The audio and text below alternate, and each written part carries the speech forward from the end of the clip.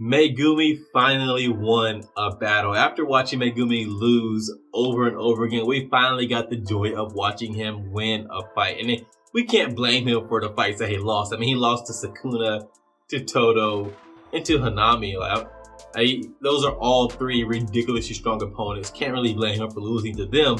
But again, it was nice to see him finally win a battle. And he did it in spectacular fashion. The guy unleashed his own domain. Unless I'm wrong, the only Jujutsu sorcerer we've seen unleash a domain has been Gojo, and we all know how ridiculously powerful Gojo is, so that makes it even more impressive that Megumi was able to pull that off. What's up, y'all? It's your man, that dude, bringing you guys another video. I'm giving out subscriptions down below, so if you like Jujutsu Kaisen, I review every episode, and I talk about anime too. You don't miss anything, so go hit that button. Also, feel free to follow and hit me up on Twitter at DadGAnime. I love the flashback that we got of Megumi and Gojo training, where Gojo just straight up tells Megumi that he'll never catch up to Yuji unless he changes the way that he approaches battle from a mental standpoint. It was just very blunt and direct. People like Gojo and Yuji, they're always just trying to crush it, right? No, it doesn't matter if they're playing baseball or fighting curses. They're always aiming for the fences, just constantly. They're always on 10. They're never at like a 5 or 7 or even a 9. They're always on 10. And that's just how they operate all the time. For someone like Megumi, his mental, the way he approaches battle mentally kind of holds him back, because he never tries to outperform what he thinks he's capable of. And so if you never try to outperform what you already think you're capable of, you then never exceed your limits, and your limits never increase. You never go beyond your capabilities, and then your capabilities will always stay at the same level. And that is where Megumi was at before this. And now that he had that wake-up call after that conversation with Gojo, he's not going to be more like Yuji, where he's just always on 10. But now he can sometimes approach 10. He can sometimes reach that level and then exceed his limits. He just won't be doing it all the time, because that's just not his personality like it is with Yuji and Gojo.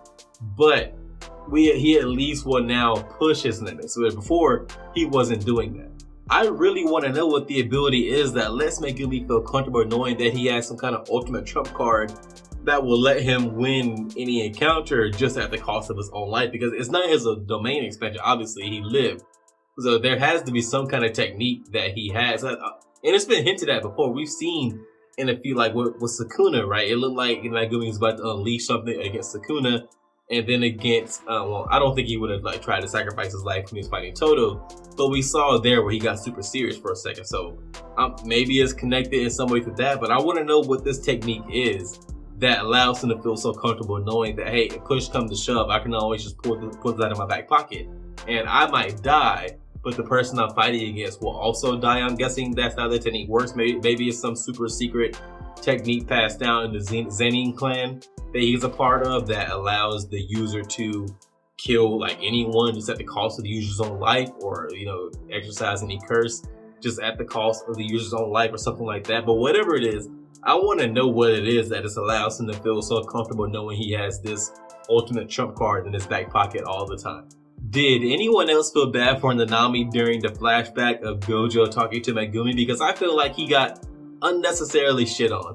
When Gojo was talking to Megumi, he told Megumi, forget about surpassing me or Yuji. You'll never even catch her to Nanami. And I'm just like, what did Nanami do to deserve that? That guy was out here trying to earn a check, get a little money, and live his life. He didn't deserve that straight insult, man. He was just out here just catching strays for no reason.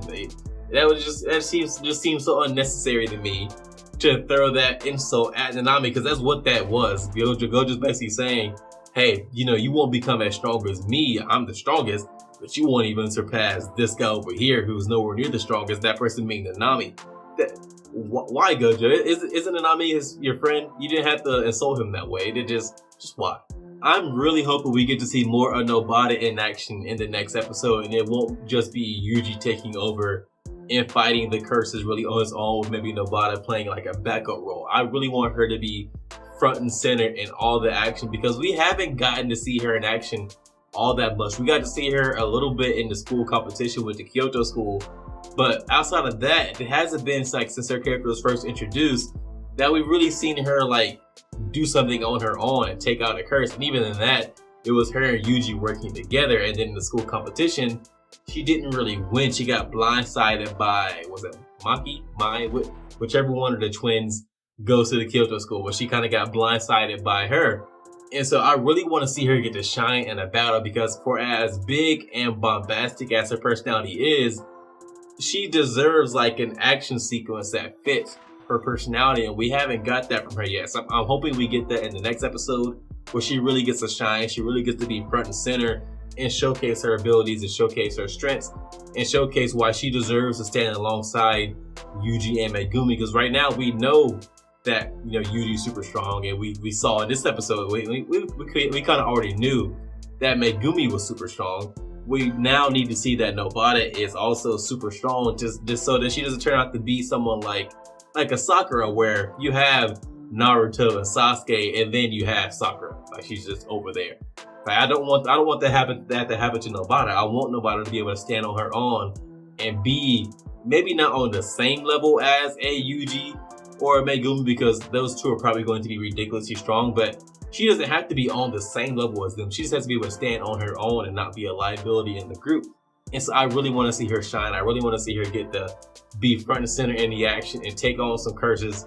Maybe not by herself, but be like the leading, be the main driving force behind exercising those curses. And I hope we get that in the next episode. That's all I have for you on this one, guys. If you enjoyed this video, go hit that thumbs up. And if you are so inclined, subscribe and share. It will help me out a lot. If you didn't like the video, or if you disagree with anything I said, let me know why in the comments. We can talk about it. I respond to almost everything.